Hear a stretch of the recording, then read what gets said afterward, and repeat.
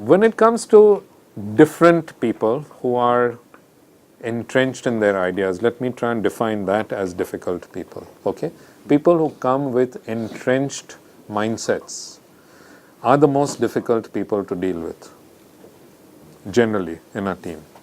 And that entrenched mindset is based on that individual's experiences within our organization, of our culture, and of the people and experiences that that person has been. In a sense, it's the result of the cards that that person has been dealt with so far in their life. Now, I will go back to the start of my career to give you the answer there.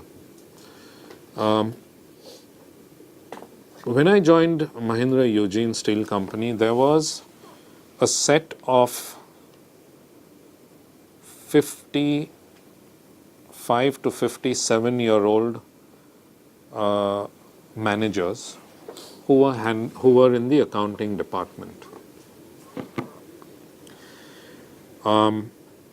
They had worked for 30 years, 20 to 30 years in the company at that point of time, and they had reached senior manager level, etc.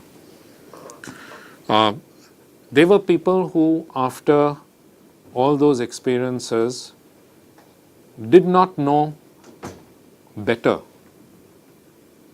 in terms of what was the change which was needed, how was this organization and this department going to progress to become more contemporary, etc. All they had was the basket of experiences that they had, in a sense, been through over the years. The boss who hired me, sitting over them, was a 40-year-old who had come from a management consultancy firm. Now, this situation had been in existence, and I did not know this when I joined. So I walked into this trap at the age of 24, 25, whatever it is. This guy had come in, and like in true management style, he was going around trying to clean up the whole place. You guys don't know what to do, and this is a better way to do it, and efficiency, etc. And these guys were sitting there and being as obstructive as possible. Okay? And they were hell-bent on ensuring that they would trip him up at every possible stage. So what did Kumar, who was the guy, what did he do? He went out and hired me. He said, I want a young guy who's going to come in. And then he thought that he would bypass all this old guard, right? And he would use me. So that's what, on the first day when I walked in there, I'm looking at this situation and all of a sudden realizing that I'm a sucker here. Yeah? That I'm going to be the guy who's going to take all the pressure.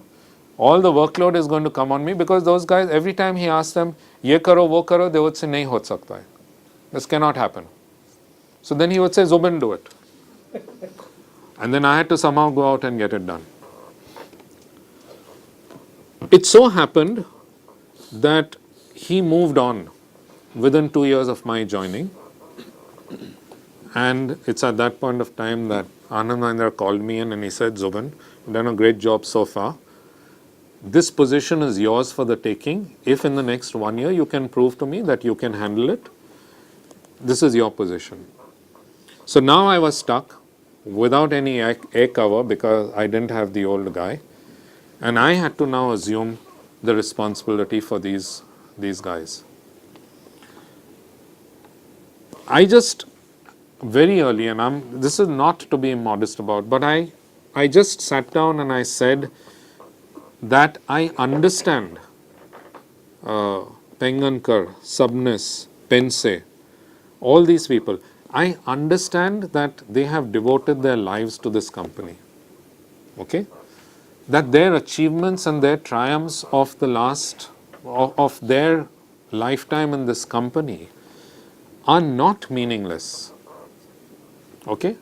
And I said, I will not disrespect that. So from the first day, I never called them into my cabin to interact with them, I would go, take my papers and sit across them. I would constantly say, I want your advice. Will you help me? I'm a younger person, right? We have to do this job, etc. This needs to be get done, etc. I think all they wanted was a little respect. That's all they were looking for.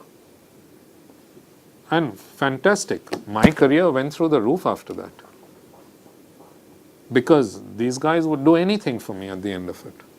2 years later, after they retired, they used to phone me up on my birthday even after retirement, etc., etc. The relationship was wonderful, right? They had their problems. They were at the age of 58. It's difficult for somebody to radically change, and you need to walk into that situation knowing what are the limits. So I'll do this much for you, but can you help me along with this little bit, etc. And that's what was my earliest learning of everybody is the product of their situation. So never walk into making a decision without understanding the situation. There are still people who will be who they are just because their personalities are that. But you have to make the effort. You have to make the effort of saying, let me try and understand why this behavior is there and make a sincere effort. Yeah. The chances are that in 6 times out of 10 you will be successful because you'll figure out what is happening. Right? You give a person another chance. You recognize where they have been maligned in the past, etc. But there will be the 4 times out of 10 where you won't be successful. You won't be able to win them all. Yeah. And anybody who says they have a magic wand and they have the capability to do it is bullshitting you. Yeah.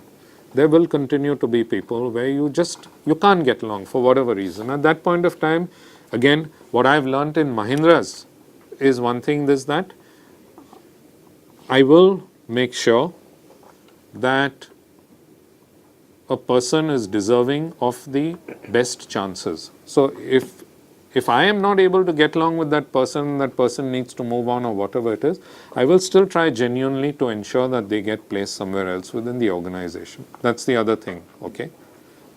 Or give them 12 months to look out for another position, etc. We don't have a culture where we terminate people easily. I think it's a good culture. There are many organizations who think that that's incorrect and inappropriate. Jack Welch will tell you that you need to ask people to go immediately. The moment their non-performance is determined, there's no sense to wait. Because you're doing the other team members a disservice. There is a logic to that, to say that the other people get demotivated when they see non-performance being tolerated. But I tend to still want to adhere to the Mahindra philosophy of saying, I think that everybody deserves some tolerance, correctly or incorrectly.